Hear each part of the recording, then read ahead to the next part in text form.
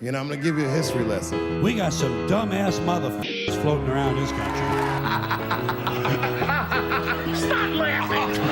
And when I do, start. Also, y'all did some nasty ass jokes on my ass too. Funny jokes and unfunny jokes come out of the same birth. You fucking guys are unbelievable. Why are you laughing? Evening, everybody. Welcome to Why You Laughing, a history of comedy podcast. And today, I am pleased to introduce to you Family Guy versus South Park, the Cartoon Wars. Trey Parker and Matt Stone of South Park take on Seth MacFarlane and the people over at Family Guy. This is a very interesting one. I think I alluded to it probably in our Simpsons episode. That these are kind of the big three. The Simpsons, South Park, and Family Guy, I would say, are the big three in animation, certainly over the last 30 years at least. And I wanted to get into South Park, and I wanted to talk about Trey and Matt because I think they're interesting characters. And I thought, Family Guy might be a good one to do too because it's gone such a similar trajectory as The Simpsons. And that's when it dawned on me, why not just do? We'll get to both of those later, but for now, why don't we start with Family Guy versus South Park? Because I thought it was a very interesting war, and I've never seen a deconstruction of a product in the way that South Park was able to do it. I mean, I feel like, maybe you guys disagree, but I feel like South Park, when they put their minds to something, are batting 1,000. Like they have a greater percentage of hitting the nail on the head with every topic they take on. And Family Guy was no different because it genuinely changed the way I look at the show to some extent. Now, there are some things I don't know that I agree with them on, or I'm not sure why they would care about it necessarily. But we'll get into all of it. So hope you guys enjoy. And I will say, based on the numbers, I was 100% right about how many of you would check out the Charlie Chaplin episode compared to every other week. But I still do recommend it because it seems like the people that watch it say, like, hey, these old ones are great, whether it's Jackie Gleason or the Three Stooges or whatever. These old stories are even more interesting than our usual topics. But I think people see, the black and white and a guy with a Hitler mustache, and they're like, I'll skip this one. But I recommend you go back and listen to it. We also have plenty of bonus episodes coming up. The last one we did was a Opie and Anthony segment.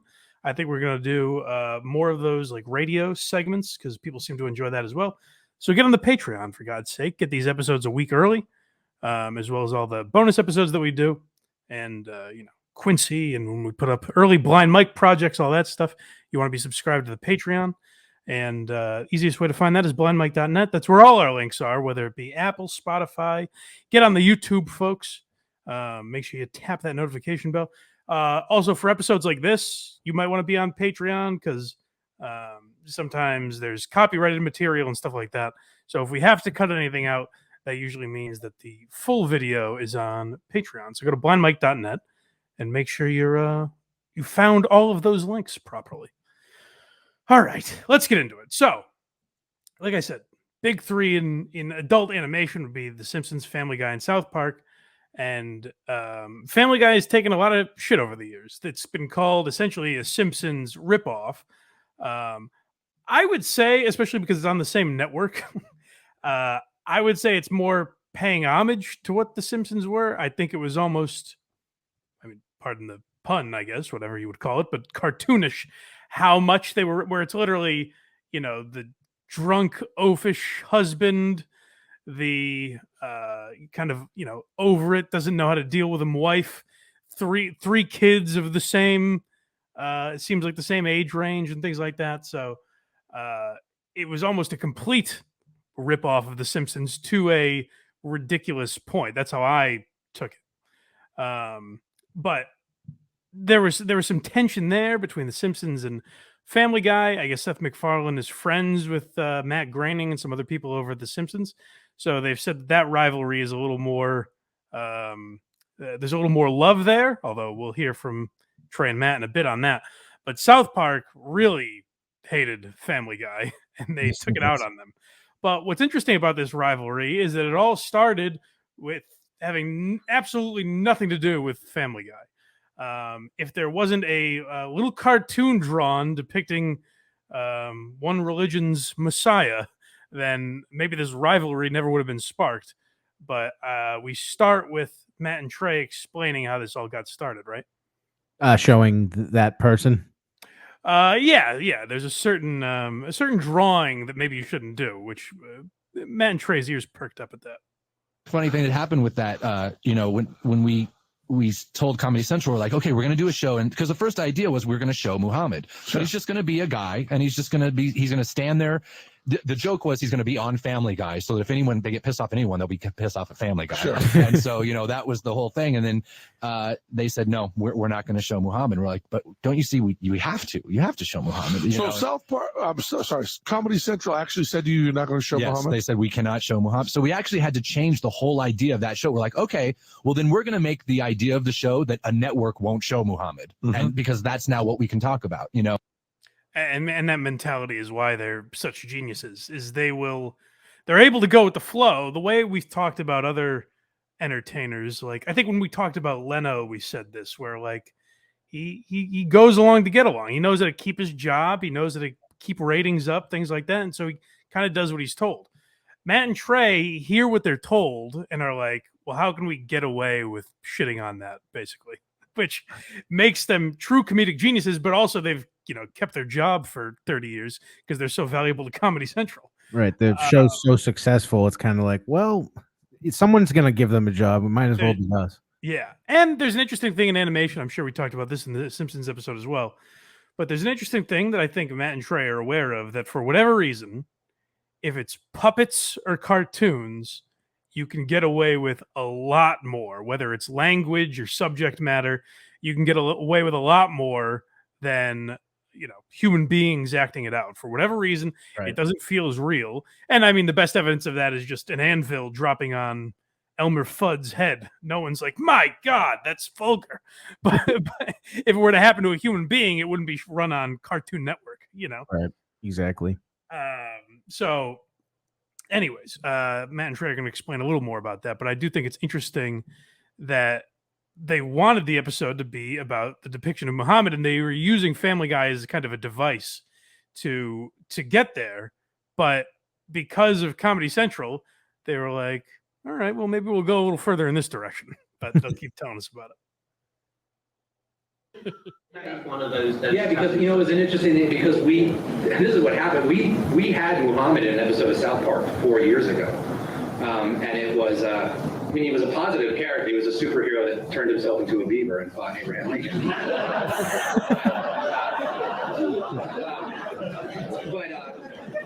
What really happened was we both had the same reaction when we weren't in the same place, but we one day turned the news on and there's all these people rioting in the Middle East, and it said, "Cartoon of Muhammad sparks riot." We're like, holy shit, they just figured it out? I guess they just saw it there or whatever. And then it was shown, what this was all about. And then it was called Cartoon Wars. And we were just like, wow, all right, well, we got to do something about this. And it was amazing. Right away we were saying to Comedy Central, we're like, well, when we come back, we're going to have Muhammad on again. And they're like, oh, no, you're not.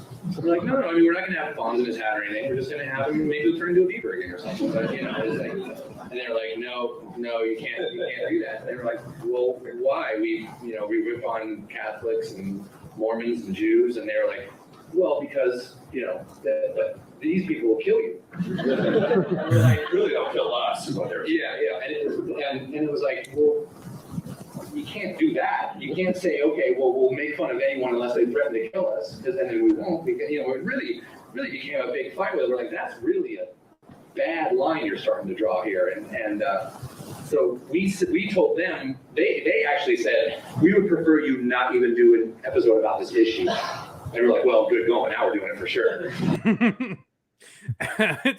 It's why I have so much respect for these two. Like, as far as comedy duos, like, I have a lot more love for Larry David and what Larry David and Jerry Seinfeld were able to do together. But if you're talking like respect for their just mentality and their work ethic and everything, Trey and Matt are two of the best ever. They really are unbelievable. And I'm trying to think of how to phrase this, but the fact that they've never gotten sucked into Hollywood, that they've literally laughed at Hollywood the further they've gone into it. showing up at award shows high on Molly and drag and stuff like that, basically just telling the industry to go fuck themselves at every turn, is pretty impressive. And I think that is going to play a big factor in, you know, how people feel about this episode when it comes to Family Guy or South Park, because Seth MacFarlane's a guy who has, you know, shit all over the industry as well and taken his shots at celebrities and how things are run.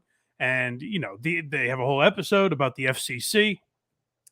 But Seth MacFarlane started to like the smell of his own shit a little bit, and now he records crooner albums, and he's spread himself very thin. He has 17 different cartoons going on at the same time, which, as far as a money-making endeavor, more power to him. God bless you, Seth.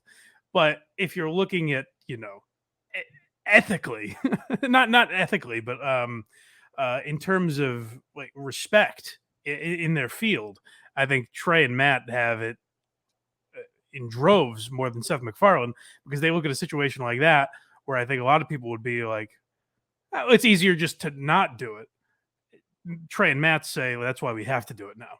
Well, a lot of it too is you don't know their politics because they make fun of everyone equally. And Seth MacFarlane also went down the road of starting to, you know, favor certain things, because before, like with South Park, everyone laughs at it because everyone's getting made fun of equally. Yeah. Well, Seth MacFarlane's politics did come through very clearly. I think part of the problem with that is like him playing Brian as himself. Like his voice was Brian, and Brian kind of became the voice of the political landscape on that show. And so I think that's kind of where he fucked up, where there's not a character where you're like, oh, that's Trey, even though Stan and Kyle are supposed to be Trey and Matt, essentially. Even those characters, you're not like, oh, they're using that character to give us their message, you know? Right. All right. And enough of that. We're getting too far ahead of ourselves, I think. Let's keep hearing this. So we showed Muhammad in Family Guy on South Park, and then, you know, Comedy Central said, well, we're blacking it out. And so they put a black space there. So then we put in a text that said, Comedy Central won't allow you to see this. And all it was Muhammad standing there at the door, hands Family Guy a football helmet, and walks away. And they blacked it out. So then right after that, just to make a point, you know, we're like, then we had Jesus Christ shitting on George Bush. That's fine. All right. I think another thing that really benefits Matt and Trey is the whole 6 days to air thing. If you've ever seen the documentary, you know, obviously, that they fire out every episode within a week of each other. And literally, that's why they're able to stay so topical, because when one episode airs on a Wednesday night, they immediately start writing the next episode. And so there's such little time for Comedy Central to be like, oh, no, you can't do that, because then Matt and Trey will say like, oh, well, then there's no episode. Like you're fucked. Just throw a rerun on, I guess, because that's what we've got, and it's 8 p.m. So good luck, you know. Yeah. So this episode, the main focus was Muhammad. Now, or the ability to draw Muhammad, because these guys are looking at it and saying like, you know, that's a major story right now. It's literally called the Cartoon Wars. People are getting in trouble for depicting Muhammad. How are we as animators not going to address that? Comedy animators. But I remember it more as the Family Guy episode, because as much as they wanted to get a message across about drawing Muhammad, I think their true passion came in writing the Family Guy scenes. Those seem to have the most, you know, if you're looking at it from a religious perspective, you can tell these guys are probably, you know, some form of agnostic or not giving a fuck religious wise. But in terms of comedy, that is their religion. So they took this part very seriously. So where are we now? This is clips of South Park making fun of. Okay, so this is the episode, and like I said, Cartoon Wars, it's called, part 1 and part 2. And like I said, I was a Family Guy fan. I loved Family Guy when I was a kid. It made me laugh my ass off. And I would even say before this episode came out, I don't know that I noticed this formula. I think, you know, maybe if you mentioned it to me, like, oh, you know, all the cutaways in Family Guy, I'd be like, oh yeah, of course. but it didn't stick out to me as glaring as they are about to show us. And so, like, if you're still a Family Guy fan and you want to preserve that image, turn away now because they do a pretty good job at deconstructing something. You TiVo every episode of Family Guy? Dude, it's a good show. Yeah, lots of people like Family Guy. Ugh. Peter, I can't believe you invited your old high school sweetheart over for dinner.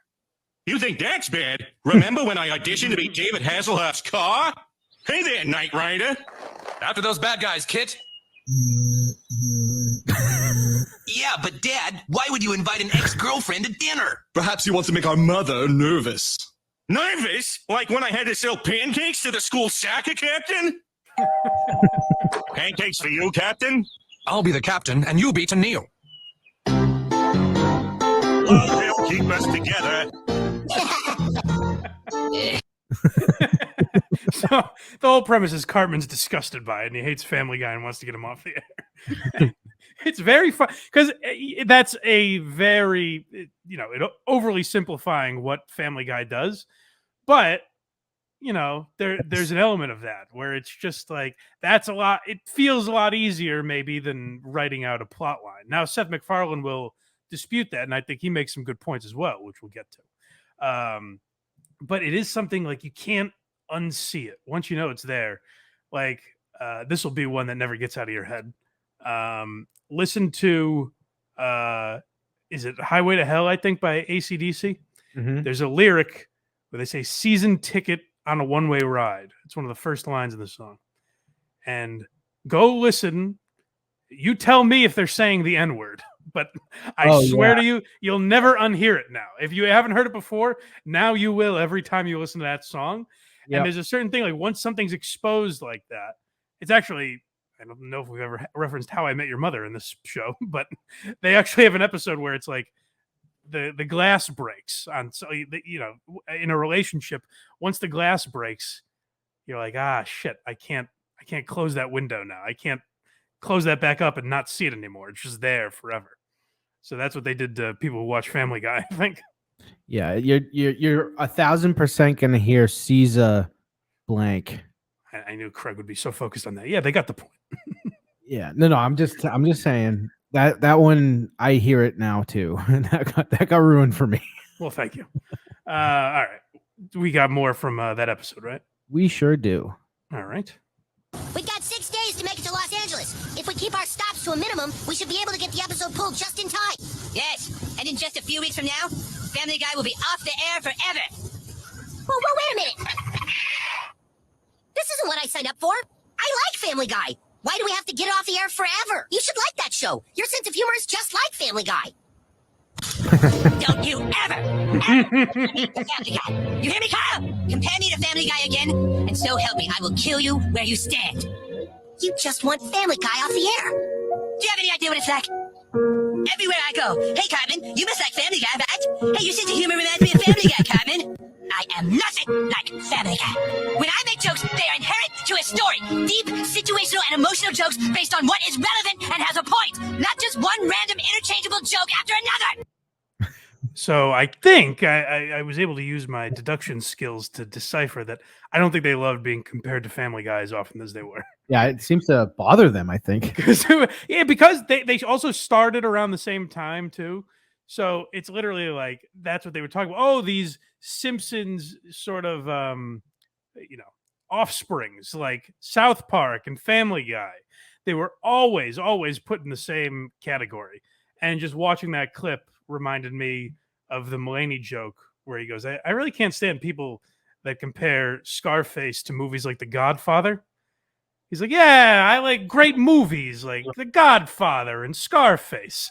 That's basically saying, like, I like fine foods like lobster and Skittles. And that's how Family Guy, I'm sorry, that's how South Park looked at it. Like, Matt and Trey looked at it and said, like, by putting us in the same category as Family Guy, you're reducing everything we've ever done. Now, I don't agree with that because I do think Family Guy had a very funny run. You can agree or disagree. Was it as funny as South Park? Was it as well written as South Park? No. Honestly, I'd have to see more episodes of the early South Park because I don't really know the answer to that. I've seen South Park a lot more in the last 10 years than I did in the previous 10 or whatever. Yeah, they always had like a through line story that progressed. Family Guy sometimes would dart all over the place, and I like Family Guy. I think it was like around season 7 where I started kind of dipping out.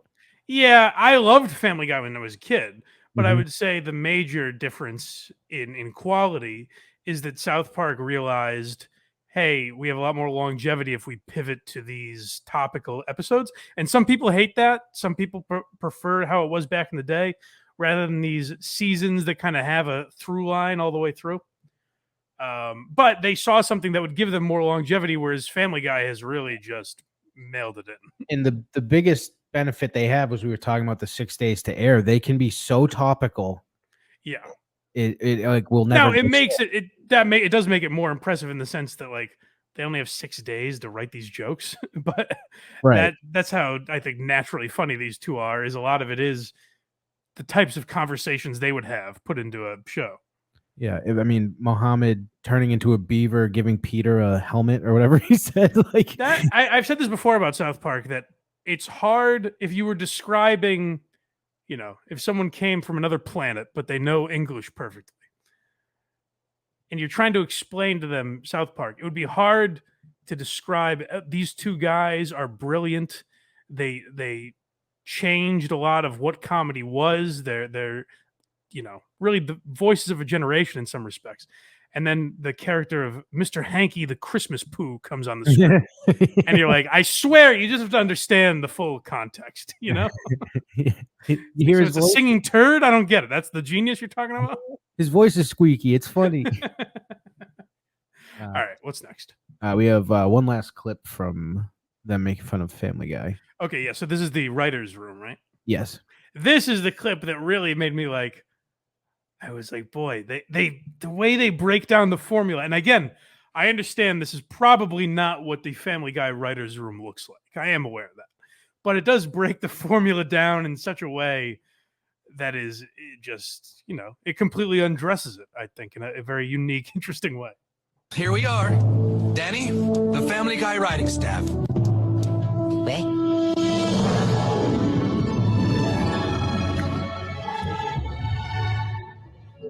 Family Guy is written by manatees? Of course. It all makes sense now. Really are brilliant creatures. You see, the right side of the tank is filled with idea balls. Each idea ball has a verb, noun, or pop culture reference written on it. There's millions of them. The manatees choose an idea ball and swim it over to the joke combine on the other side of the tank. The idea balls drop into the joke combine and form a part of the new script.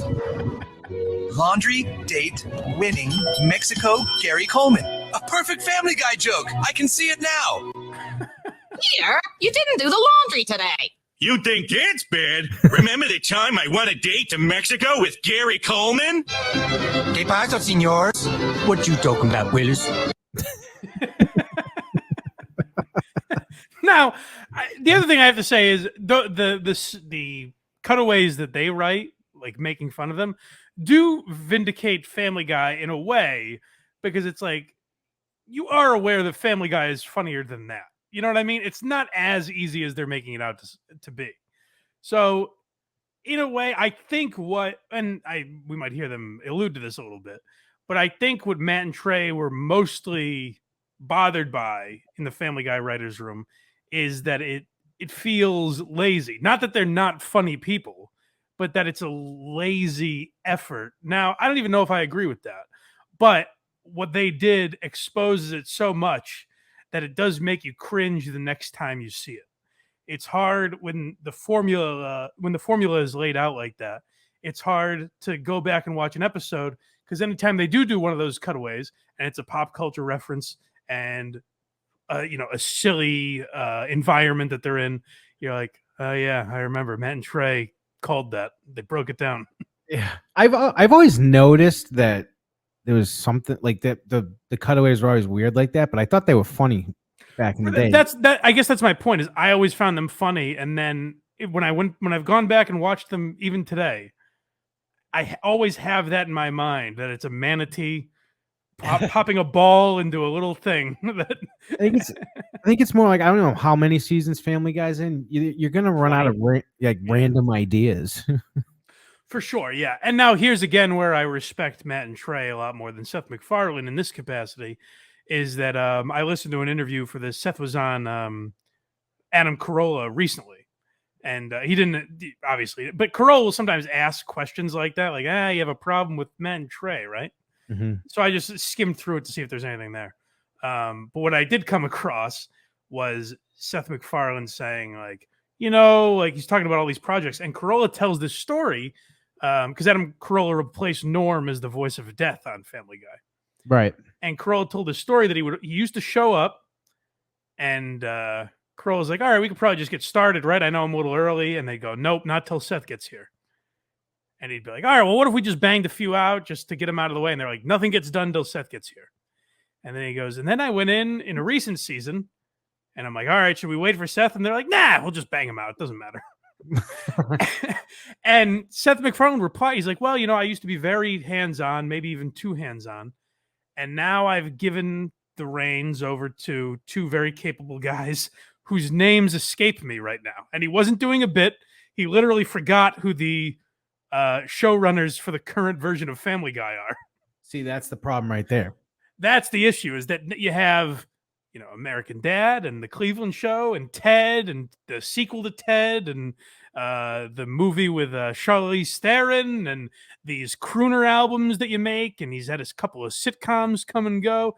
When you're stretched that thin, no one product is going to be quality. And I think that's where Matt and Trey are impressive, is because they've had a lot of balls in there. They had the South Park movie and Team America World Police and the Book of Mormon and basketball, all these things while South Park was going on, and were still able to throw themselves entirely in it and make it of good quality.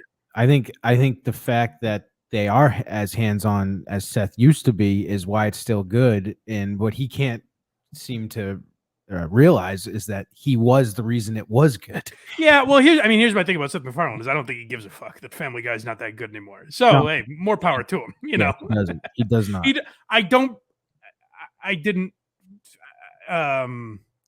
didn't come right out and say this, but I didn't get the vibe in that Carolla interview that he's like, no, it's as good today as it was in season 4. Like, I guess if he's admitting it, at least that's good. Yeah. All right, what's next? Lazy writing. Yeah, so this is where Matt and Trey get a little more vicious. As far you can tell, they really disliked the Family Guy staff. And this is where I start to disagree with them a little bit, in the sense of like, why does it bother you at all? And I think the answer is the scene that we saw where they're like, why are we being compared to these fucks? It's not even we're not in the same league. They're looking at Family Guy and they're like, hack. That's how they feel. Yeah. But what's funny is, of course, this has become more notorious, not for Muhammad and that whole thing, but because this is the episode where we rip on Family Guy. And so that's what most people want to talk to us about, going, do you really not like Family Guy, or are you? And I just want to say for the record right now, like, we've seen Family Guy. We do hate it. We do hate Family Guy.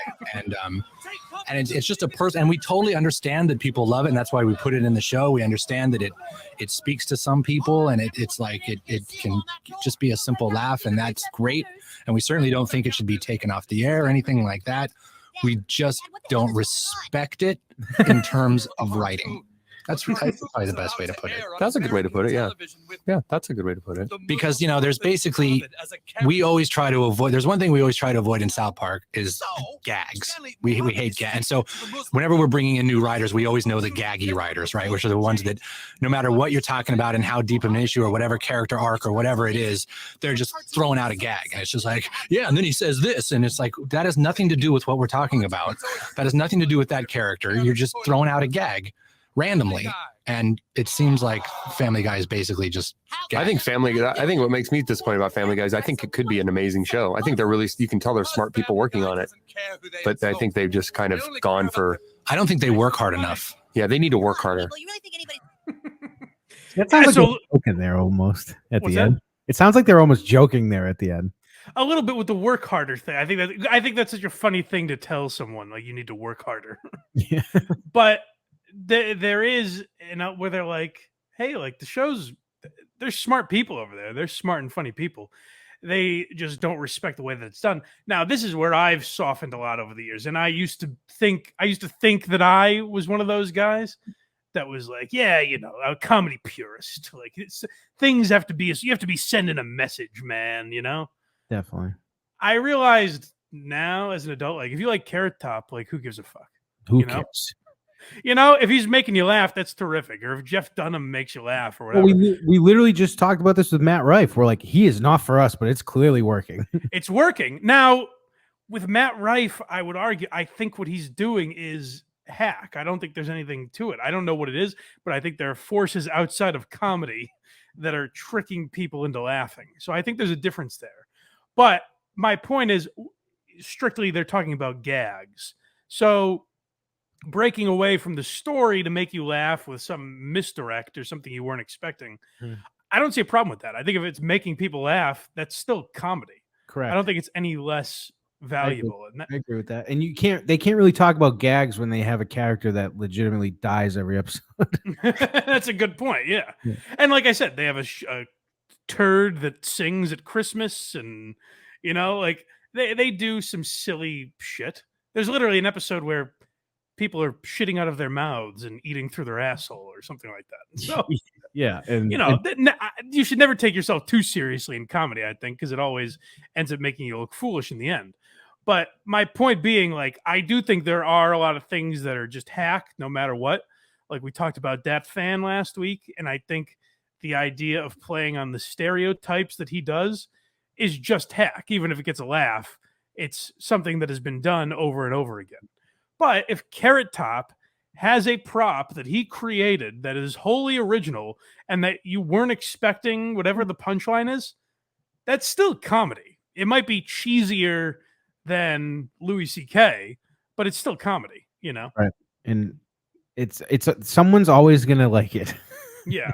So I don't necessarily agree with them that it's like lazy writing, because like I said, funny's funny. If they're making and a lot of those were very smart jokes and highbrow or completely out of nowhere, like you didn't see coming. So I do think those are difficult to write. And again, like I said, we'll hear Seth talk about how hard they are to write later. But animation solidarity. This was interesting because, like I said, Seth MacFarlane talks about how him and Matt Groening are friends. But by this time, I think Matt Groening was at least, in as far as effort goes, he was out of The Simpsons. His name might still be on the show, as far as I know. But he basically left like when Futurama really started cooking. So Seth's kind of argument about The Simpsons is like, well, we've taken shots back and forth. Like The Simpsons had an episode where, like I said, the general premise of Family Guy does appear to be ripped off from The Simpsons, or I would say maybe an homage. There's some episode of The Simpsons where they're going through a book of, I think it's like the FBI's Most Wanted or something like that. And Homer's like, who's this? And you look at the page and it's Peter Griffin. And they just say, oh, he's wanted for plagiarism. And they move on. So there are shots at Family Guy in The Simpsons, and there's a few others, but they've since done a crossover episode where they kind of point out a lot of the similarities, and Family Guy has had fun with it. Yeah, I enjoyed that episode. But by Seth MacFarlane's account, it's all fun and games with The Simpsons. Matt and Trey say not so much. They were kind of doing the animation world a service here. It was pretty great because after this episode aired, actually, no, it was after the first episode aired. So this was the second part. But after the first part aired, we got calls from people at The Simpsons saying thank you, because they actually hate Family Guy more than we do, even though they won't say it. And then we got calls from people that work on King of the Hill saying, they said, quote, you're doing God's work by ripping on Family Guy. And like, because Family Guy is kind of this, it's like the Justin Timberlake thing. It's like when you're a musician and you're doing your stuff and you're working hard and you're trying to do art, and then Justin Timberlake comes along and just breaks in all the cash and everyone thinks he's awesome. You're like, dude, come on, that's not that good. But that's how sort of everyone in this town feels about Family Guy. And again, it is like this childish jealousy too, because it's like, come on, this stuff's cooler. Yeah, but it totally is childish because Family Guy gets like 4 times the ratings of us. So Simpsons people are really upset, but they were so happy about this episode that then after we had talked to them, we're like, okay, well, let's have Bart feel the same way that Cartman feels, and we'll just have Cartman meet Bart, and then we'll put in the King of the Hill staff in there too, just for fun. Yeah.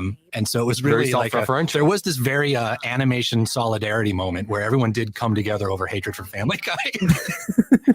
In a different interview, this may have been a joke, but they said that the Simpsons writers sent them flowers when they went to their office the next day. There were flowers from the Simpsons people. So figurative flowers. People were happy, and I guess other cartoons over the years have taken shots at like Family Guy's animation and stuff. So there has been a lot of hatred over things surrounding Family Guy for a long time. Now, what I hear there, and they kind of admit it, you hear Matt Stone basically say that, or both of them say that's basically exactly what was happening, is the Dane Cook effect, where there's a guy who's super successful, and you think, why is Dane Cook in arenas and Dave Attell isn't, or Colin Quinn isn't? These geniuses. Why? So I guess they're looking at it and saying like, hey, we're on cable and we're this like show that's on at 10 at night, and we don't get the same respect, and we're lumped into this category with Family Guy, but they're more popular than we are. And so there's a lot of jealousy that plays into it. And that's what we said about Dane Cook, where it's like Dane Cook wasn't the most unfunny guy ever. It was more you were looking at him saying, why is he so famous? And I think you brought up Matt Rife earlier. We have that with Matt Rife, where it's like, he's better than a lot of 28-year-old comedians.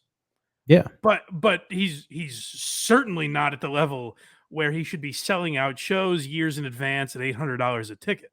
It's insane. That's what I don't understand. And so that's what I think Trey and Matt were saying there, where it's not so much that like they hate Family Guy. It's like, why are they being put in the same category as us? What we're doing is cooler than what they're doing. Right. Exactly. And next we have Seth MacFarlane talking to Howard Stern. Finally, we get to hear Seth's point, for God's sake. We've heard enough from Matt and Trey, so let's hear Seth MacFarlane weigh in on some of this stuff finally. Two guys that Trey Parker, Matt Stone, who do South Park. They hate you, right? They seem to, yeah. Now, why do they hate you? Do you know them personally? I don't know them. I've met Trey maybe once or twice for all of 5 minutes and when you see him, what goes down? Does he spit on you? Does he smack you? Does he bitch slap you? I mean, is it physical at all? No, it's a very cordial, like when Churchill and Hitler would, be in the same room together. But what happens? Like, so then when you see each other, but he says horrible things about you.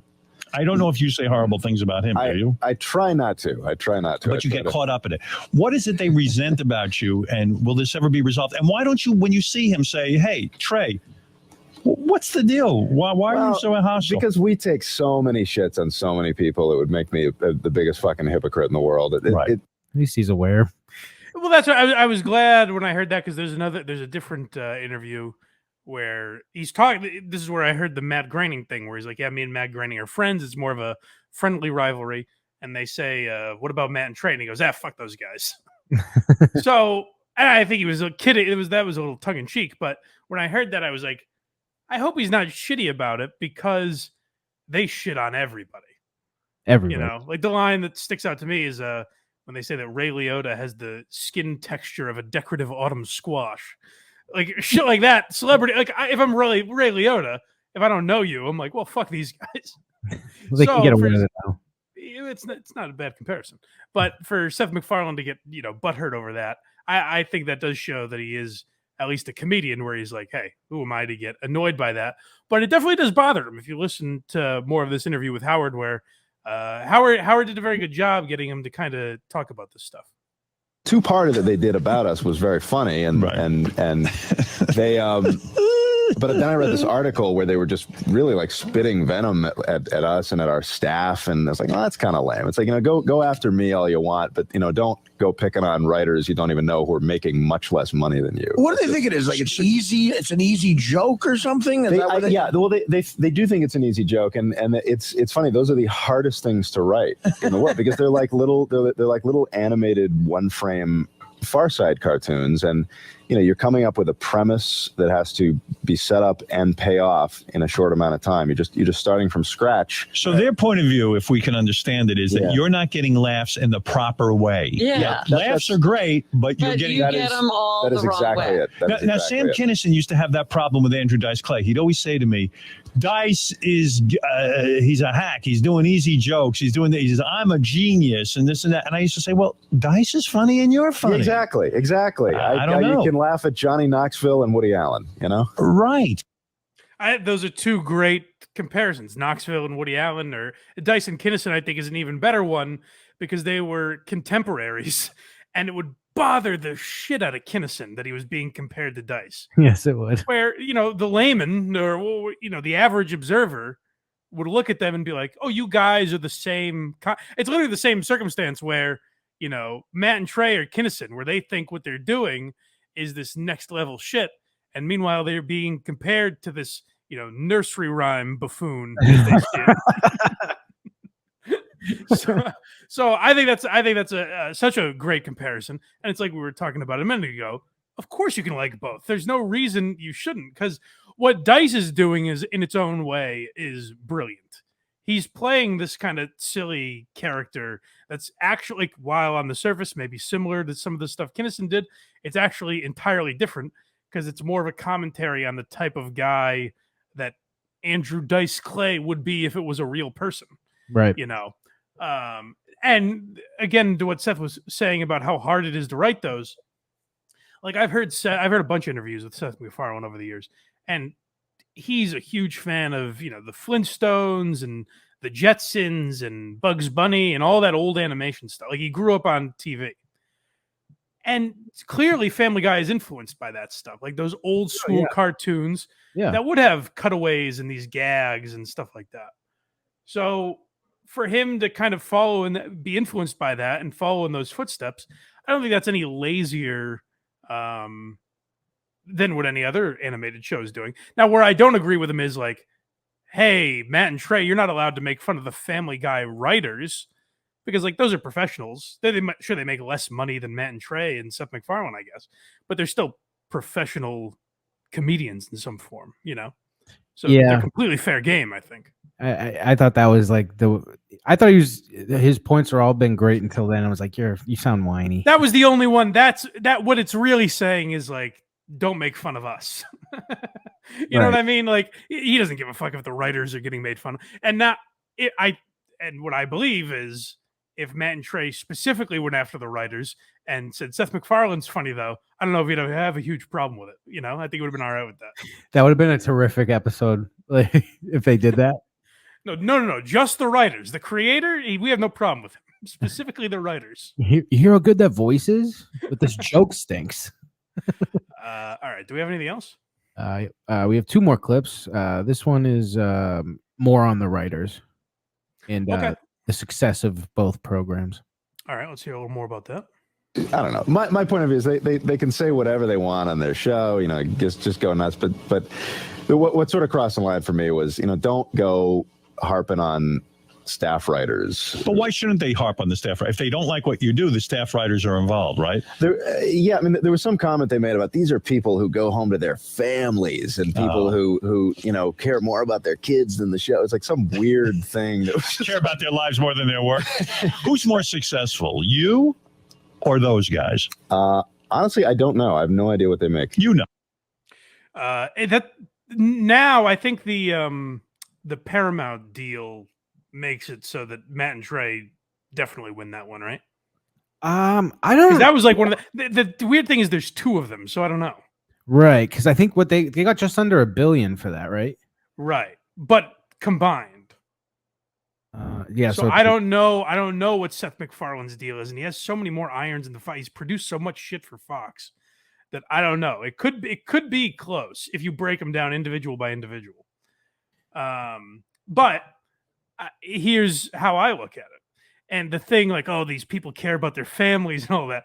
I suspect I couldn't find that the exact interview he was referring to, unless he just was paraphrasing and I heard it, but it wasn't exactly that.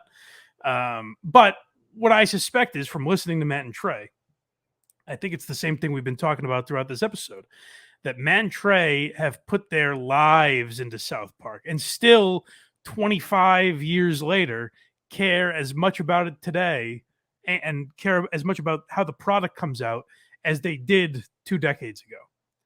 Seth MacFarlane doesn't give a fuck anymore. You know, he doesn't care. If an episode of Family Guy stinks, he'll never know, probably. That's how far removed he is from it. Seth MacFarlane has a net worth of about $300 million. Okay. Trey Parker, $600 million. Yeah. And Matt Stone, $700 million, mostly due to he was more hands-on with Book of Mormon. Oh, interesting. Yeah. Interesting. It is And who knows how accurate those numbers are. But yeah, that makes sense that the South Park guys would be a little more technically successful because they're so much more hands-on, I think, in everything they do. And, Seth MacFarlane literally doesn't know the guys who took over for him at Family Guy. So that's real bad. You know what? Shame on me. I probably should have included it as part of this discussion. But go listen to him on Corolla. Literally, he says, like, their names escape me right now. And I was like, Jesus Christ. Yeah, really trust them. Yeah. So, overall, I think I come down Team South Park. But I will say, and this goes in general for comedy, I've come a long way in the last 10 years or so as far as judgment of lowbrow comedy or whatever. Because if you do that, then you have to say, like, Dice, his name was mentioned, or Gilbert Gottfried. You have to say, like, oh, well, he's not funny because he's just doing a lot of these, like, street jokes and stuff like that. It's like, oh, no, Gilbert's hilarious. It doesn't matter. The formula doesn't matter as much as you think it does as a creator, you know.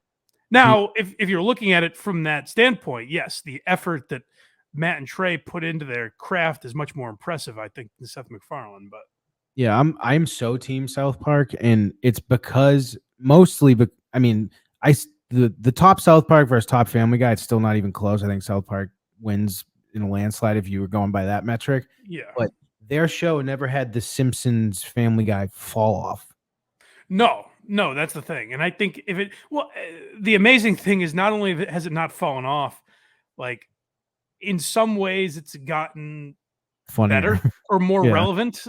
Yeah. And even like the episodes that they did that I think are just on Paramount Plus, it's like it's the South Park characters grown up like 20 years after the pandemic or whatever. Mm-hmm. And it's like they're just finding new twists to put on it without it being a different show. Meaning, like, Family Guy killed off Brian, and it was an emotional episode. And that's a complete departure from what that show is. South Park has found ways to do new things, but still be what the fans want, you know? Right. And then they realized that was a mistake, and then Brian was just back. Yeah, right. So this was the attempted response by Family Guy, right? They thought better of it. This is like if some like major podcaster went after me. Mm-hmm. At first, I would be like, "Oh, we're gonna let's fucking get into it." And then after a couple of days, I'd be like, "I don't want to do. I don't even know if I'm capable of doing this." So let's call off the dogs. You win. That seems to be the mentality that Family Guy had here. There was a joke that was in there about Trey Parker and Matt Stone, and there might possibly at one point have been some sodomy going on. But we decided, Sorry. Start the clip over. I should have. This is from the DVD commentary. I mean, it's probably obvious from context, but I should have said that they're talking about something that was deleted from an episode that never aired. So like a joke about the South Park guys that never made it to air. There was a joke that was in there about Trey Parker and Matt Stone, and there might possibly at one point have been some sodomy going on. But we decided because Trey Parker actually is gay, and it just felt cheap. It felt cheap. He's a gay guy, so what? That's it. We don't go at him there. That was our kind of half-assed attempt to. Yeah. So we took it out. half-assed attempt to lob something back at them, and we finally just figured, Christ, they did 2 half hours. We don't have that kind of time. Let's just take it. Let's just take it and go. It also didn't get a laugh. No, nobody laughed. Nobody laughed. So at least they acknowledge like we couldn't go toe to toe with these guys. They destroyed us. Yeah, and I'm almost positive Trey Parker has wife and kids. I was gonna say, yeah, is Trey Parker? I took it as like a bad joke that they were going for. That's what it sounded like. Because I mean, his daughter plays Ike. Yeah. Okay. I was like, is Trey Parker gay? Yeah, I think they were going for some dumb joke, but it was a different time. It was that was recorded back in a time where you could just call someone gay and it was a good laugh or a scandal. We were all gay back then. It was a scandal. It was a scandal then. You're like, no way. Yeah. So that's basically it. No matter how you feel about it, Trey and Matt, I think, easily won that one because Family Guy waved the white flag and we're like, we're giving up. You guys got this one. But it was an interesting breakdown of something. I think the best example of it, even if we heard from Howard Stern. If you look at the way Howard Stern would undress his competition, the way he would break down Imus or Man Cow or DeBella or these people that he would go up against, I don't think it was as exposing as what Family Guy did with one simple joke. The Manatees writing the show, I feel like it just broke everything. It changed the way you looked at Family Guy in an instant. Yeah, but the other thing too is they're like, all right, they did 2 half hours. We're going to respond, and it's going to take 9 months for this episode to air. Yeah. And then next February we'll show you. Yeah, and then when it does, Family Guy will then respond again the following week. I mean, South Park will respond the following week, so they'll be behind again. Right, yeah. So it's better to just give that one up. They won.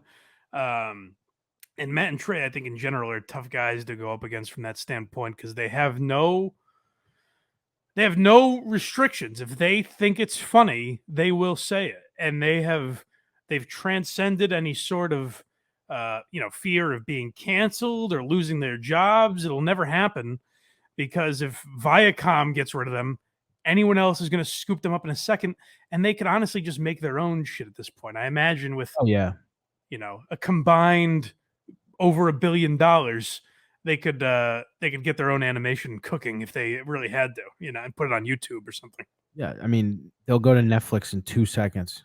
Yeah, so completely uncancelable, and also to me, in terms of comedy, this is not anything to do with real life or morals or anything.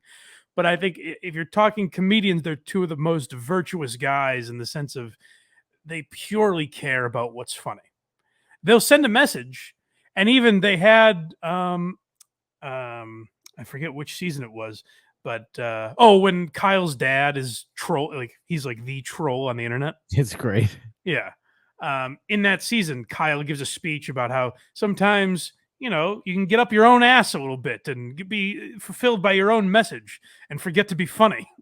And so literally they'll make fun of themselves for that when I think they're still pretty good at walking that line. But. Yeah, but they have some of like the funniest shit I've ever seen. Like they had like early on they had that episode where a giant Abraham Lincoln is destroying South Park. Yeah. And they go to Moses and his suggestion to help. He's like, oh, I don't know, a giant John Wilkes Booth. Yeah, they're very silly, but also very intelligent. Yeah. And believe me, we'll do a South Park episode and a Family Guy episode and a Trey and Matt episode, I'm sure, as well. But I thought the Family Guy South Park dynamic was interesting because clearly, I think if you're talking mix of humor, like if you're talking about highbrow stuff as well as completely silly, juvenile, stupid shit, I think The Simpsons kind of cornered the market on that. The early days of The Simpsons have jokes for everyone, whether you're a snob intellectual or just a dumb fuck. You can find enjoyment in The Simpsons. As far as just straight humor, being consistently funny nonstop, I think South Park wins the cartoon wars, as it were, when it comes to that. So yeah, not even close. Not even close, in my opinion. And then as far as cartoons go, we also like Futurama is very funny. That gets underrated. BoJack Horseman's a great one. And I want to do at some point, I think the most underrated show of my lifetime, The Life and Times of Tim, I think is one of the best animated series ever. So never even heard of it. Well, you will eventually. So we'll talk about all of those at some point. And if you want to hear these episodes early, if you want a little taste of this, if you were like, Mike, this was a good one, but it would have been a lot better last week, I was in the mood for it, then make sure you're on Patreon, because that's where you get these episodes a week early. You get bonus episodes as well. So make sure you hop on that Patreon, go to blindmike.net, and you can also find the free links to the podcast, Apple, Spotify, Google Play, all that. And the YouTube. If you prefer to watch on YouTube, that's where a lot of you kids get your podcasts these days. So make sure you're on YouTube and subscribe to the Blind Mike Project as well. Excuse me. And also, if you want to support Craig and all of the wacky things that he does. Now, guys, watch out, because Craig says some things. He's not like Matt and Trey, who's uncancelable. He'll step in it, and he doesn't mind pushing boundaries. Very good show. I had to have been making fun of something else while doing that. Who knows? So if you want hot takes, make sure you go to verygoodshow.org. Listen to Very Good Show for free, and if you like it, subscribe to their Patreon and support the Craigster. Yeah, please. Please. All right, guys. We will talk to you next time on Why Are You Laughing? Zip it up and zip it out.